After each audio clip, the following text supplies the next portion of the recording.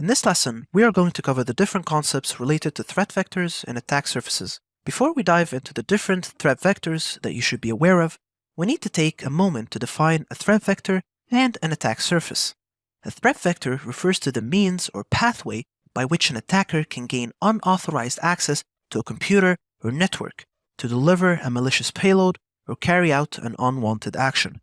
The attack surface of a system or network, on the other hand, encompasses all the various points where an unauthorized user can try to enter data or extract data from the environment.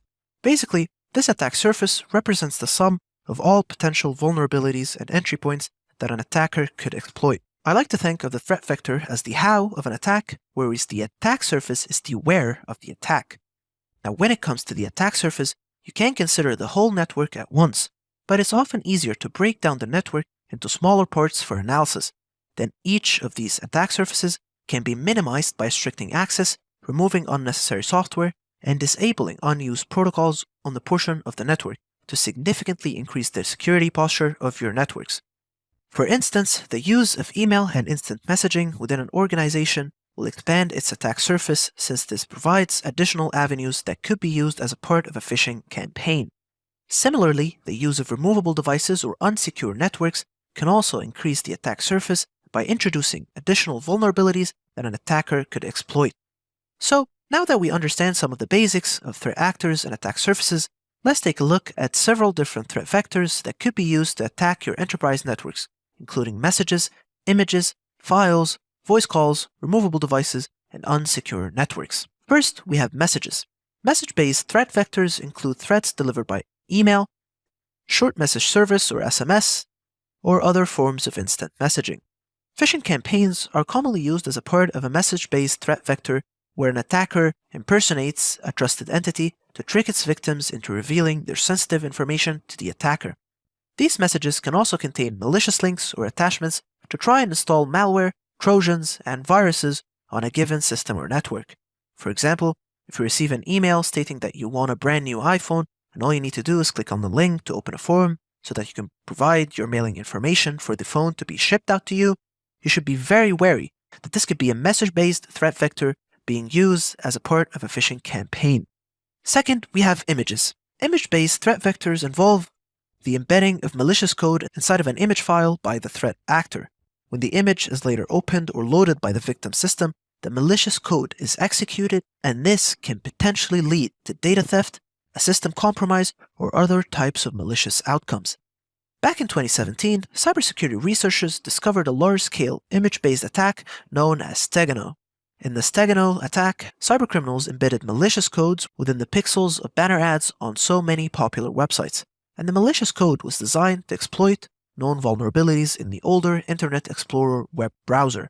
If a user visited a website that contained the banner ad, with the malicious code hidden within the banner ad's image, the code would be executed by the vulnerable web browser, and it would then redirect the user to a site that hosted an exploit kit. This exploit kit would then attempt to download and install malware on the user's system, all without the user's knowledge or any visible indication that this attack even occurred. Third, we have files. File-based threat vectors involve the use of malicious files to deliver a cyber threat. The files, often disguised as legitimate documents or software, can be transferred as email attachments through file sharing services or hosted on a malicious website. For example, if you try to avoid paying for a new video game by downloading a cracked or pirated version of the game from a website you found online, the files within the downloaded game could potentially include different types of malwares, depending on the motivations of the threat actor who uploaded the file. Fourth, we have voice calls. Voice call-based threat vectors, also known as phishing, involves the use of voice calls to trick victims into revealing their sensitive information to an attacker. The attacker may try to impersonate a trusted entity, such as a bank or a service provider, to gain the victim's trust over the call. For example, you may get unsolicited calls to your cell phone from someone claiming to be from the Internal Revenue Service, and if you don't provide them with your social security number for identification purposes or credit card information to pay a fine, that they will send agents to your house to arrest you for non-compliance. In reality, this is just an attacker trying to scare you into providing your information, because the IRS does not call people directly and instead would send you a formal letter in the mail to collect any information or payments from you. if this was really the IRS. Fifth, we have removable devices.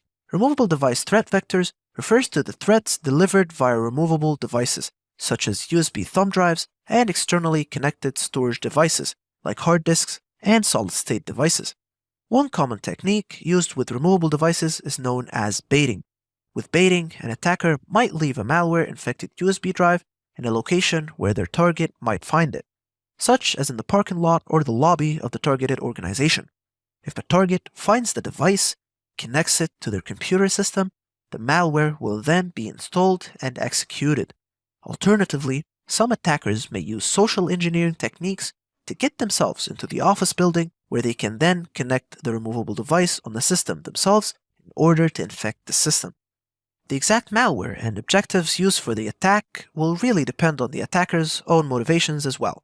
Sixth, we have unsecure networks. Unsecure networks include wireless, wired, and Bluetooth networks that lack the appropriate security measures to protect these networks.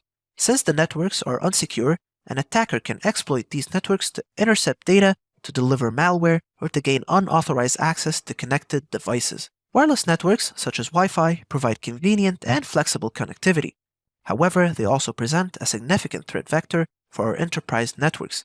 If these wireless networks are not properly secured, unauthorized individuals can intercept the wireless communications or gain access to the network.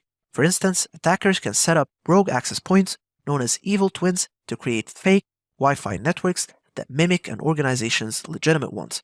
When users connect to these fake Wi-Fi networks, their data can be intercepted, captured, and modified based on the objectives when conducting the attack. Wired networks tend to be more secure than their wireless counterparts, but they are still not immune to threats. Physical access to the network infrastructure can lead to various attacks, such as tapping into the network cables to intercept and manipulate the data, or connecting unauthorized devices to the network by using MAC address cloning or VLAN hopping. Bluetooth networks are widely used for short-range communications between devices, and they present us with yet another threat vector that an attacker can exploit. By exploiting vulnerabilities within the Bluetooth protocol, an attacker can carry out their attacks using techniques like the Blueborn or the BlueSmack exploits. Blueborn, for example, refers to a set of vulnerabilities in the Bluetooth technology that can allow an attacker to take over devices, spread malware, or even establish an on-path attack to intercept communications without any user interaction.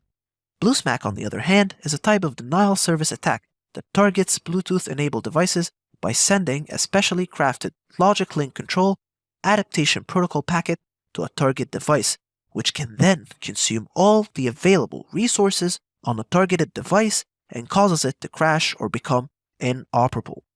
So remember, a threat vector refers to the means or pathway by which an attacker can gain unauthorized access to a computer or network to deliver a malicious payload or carry out an unwanted action.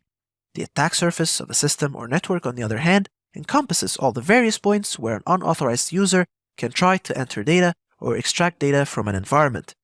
There are many different threat vectors that an attacker could use against your enterprise networks, including messages, images, files, voice calls, removable devices, and unsecured networks.